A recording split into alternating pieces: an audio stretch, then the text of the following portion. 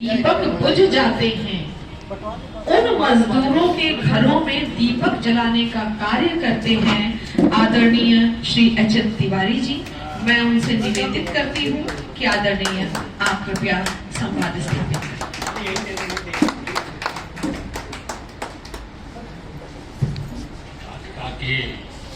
सम्मानित अध्यक्ष मोदी जी और महामंत्री विनोद त्रिपाठी जी और सम्मानित मंच और सभी बैठे हुए सम्मानित हमारे साथी, ये मेरा सौभाग्य है कि मुझे आज आपने ये लायक समझा कि सम्मानित कर रहे हैं। इसके लिए मैं आभार व्यक्त करता हूँ विधायिका का। ये सौभाग्य और ये संयोग की बात है कि 72 में मैं कानपुर में आया, 72 में ही इसकी स्थापना भी हुई।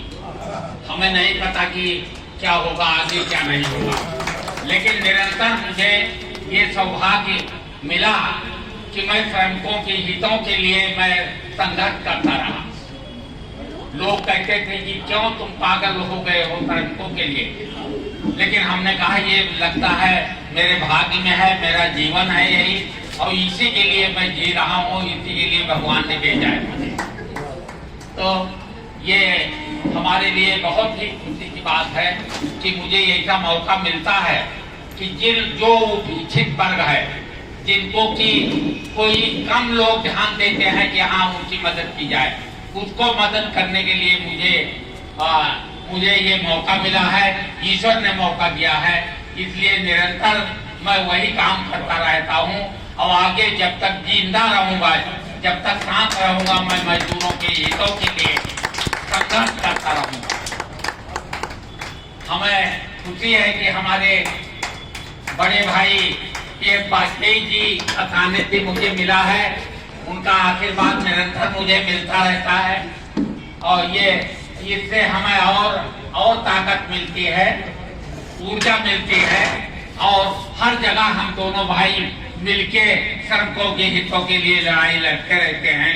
ये इससे मैं महसूस करता हूँ कि मैं अकेला नहीं हूँ, हमारे साथ वाजपेयी जी के साथ में। कांग्रेस सर्किल में भी लोग पूछते हैं, इनको देखते हैं तो कहीं तिवारी जी कहाँ है, मुझको अकेले देख लेते हैं तो कहीं वाजपेयी जी कहाँ है आज। इस तरह का सौभाग्य मिला है, संयोग मिला है, ये सब ईश्वर की कृपा होती है।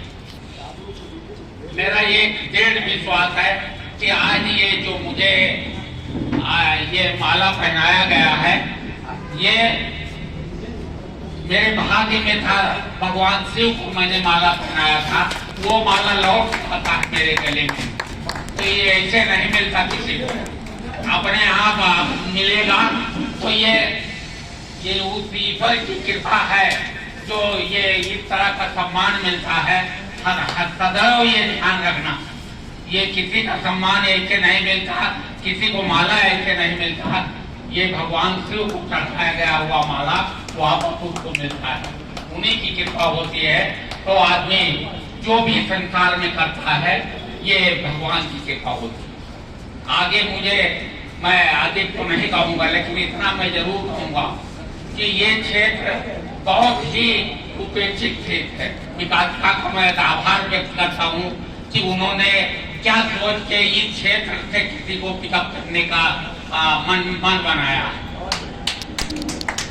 क्योंकि बड़े बड़े हम लोग तो उतने बड़े कोई कभी भी नहीं थे।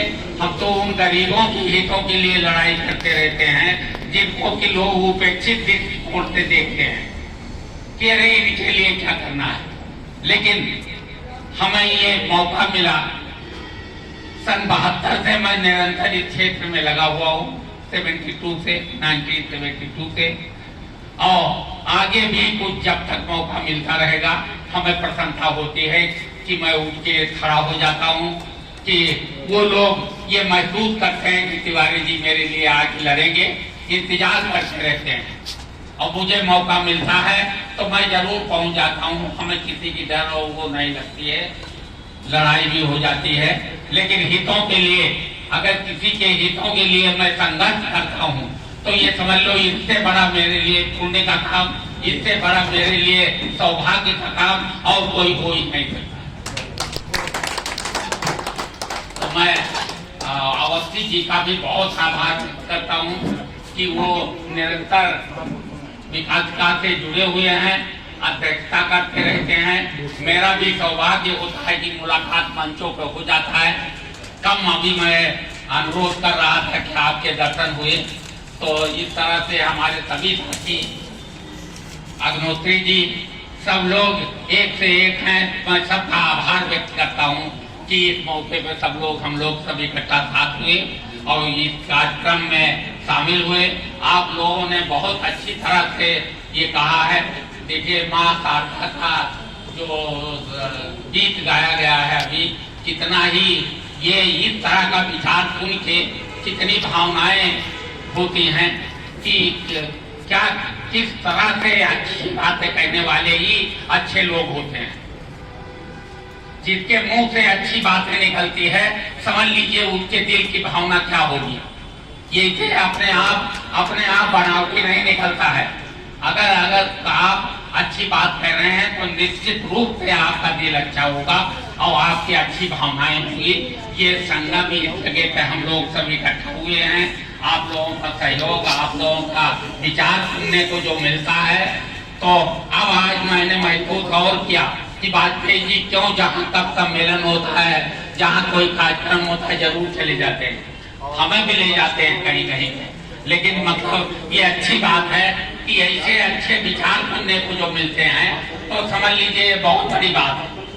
नहीं तो खराब बातें सुनने को तो उससे मन अच्छा नहीं होता, पॉजिटिव एनर्जी नहीं मिलती, निगेटिव एनर्जी मिलती है खराब बातों को सुन के।